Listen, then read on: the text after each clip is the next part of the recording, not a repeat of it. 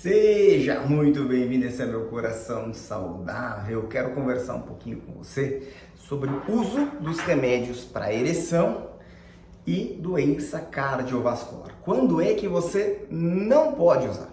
Porque às vezes a gente fica muito preocupado, é comum, né? Quando você chega, por exemplo, com dor no peito no pronto-socorro ou infartado, chega com dor no peito no pronto-socorro, e aí ele fala, tomou remédio para ereção? E aí, se o paciente fala que tomou, isso muda a conduta do médico. É sobre isso que eu quero falar com vocês. Antes de qualquer coisa, quero dizer para vocês que o melhor lugar para a gente conversar é lá no Instagram, @BrunoColantoni. A gente lê todos os comentários, nem sempre a gente consegue responder aqui no YouTube. Então, lá no Instagram tem as caixinhas de pergunta. É o melhor lugar para você perguntar. Segue lá no Instagram. Vou deixar aqui o link do meu livro Viva a Sua Cura, que eu falo um pouquinho sobre medicina do estilo de vida saudável, promoção de saúde, muito bacana. E também uma vida pós-infarto, nosso vídeo, na verdade nosso e-book sobre como é que você vai viver a sua vida depois de um infarto. Um espaço bacana para a gente conversar um pouquinho sobre saúde pós-infarto. Então ficam aqui essas dicas para você. Então eu quero responder. Quando é que você não pode tomar? E aí eu coloquei aqui no thumb, né? Tadalafila. Cardiopata não pode tomar tadalafila quando? Justamente porque é a chamada, que é o remédio mais comum, mas pode ser a sildenafila também, né? E quando é que não pode tomar? Então, para você entender, via de regra, esses remédios para ereção, eles alteram o fluxo sanguíneo no pênis. Por que o pênis tem uma ereção? Como que ele fica duro? Aquilo é sangue, né? Então, quando você tem uma alteração do feixe, que tem artéria, uma veia e um nervo.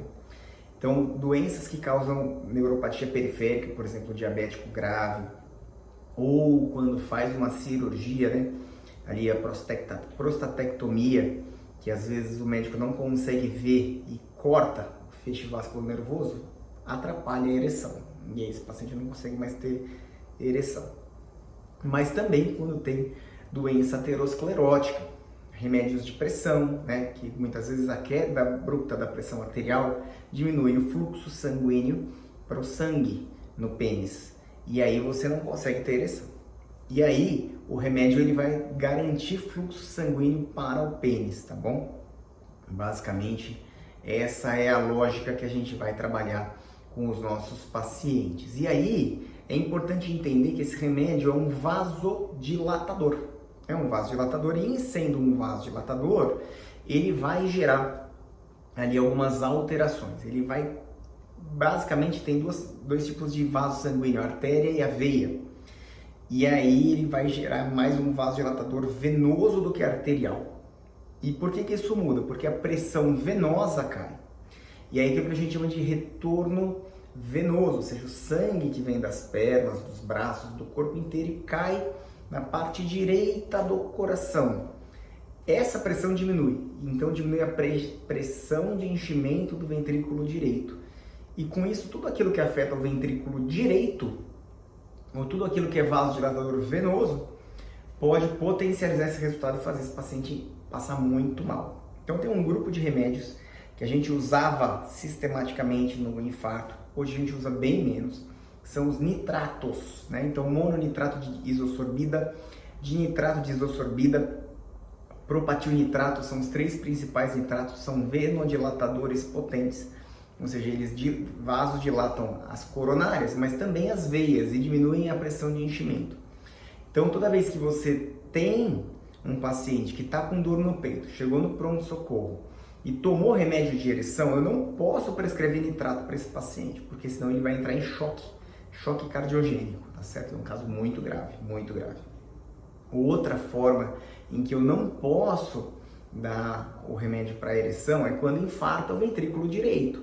Por quê? Porque esse ventrículo já não vai estar com uma contração boa e a pressão de enchimento dele sendo reduzida pode levar a choque cardiogênico.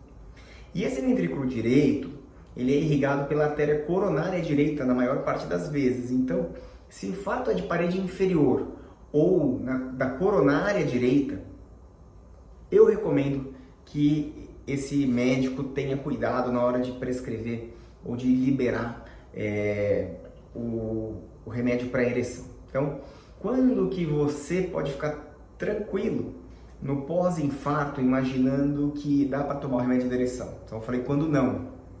Então, quando é que dá? Nos outros casos. Então, quando ficou a função ventricular preservada, quando a pressão arterial está bem controlada, quando não toma nitrato, quando não pegou o ventrículo direito, aí tá tudo bem. Agora, se o seu infarto pegou o ventrículo direito, ou foi de parede inferior, e aí tem que discutir com o seu médico, ou você toma nitrato, monocordil, isordil, sustrate, mononitrato desosorbida, dinitrato desosorbida, ou propationitrato, ou quando você já está com a pressão arterial muito baixa, você precisa tomar muito cuidado nesses casos e aí sim evitar o uso de remédio de ereção.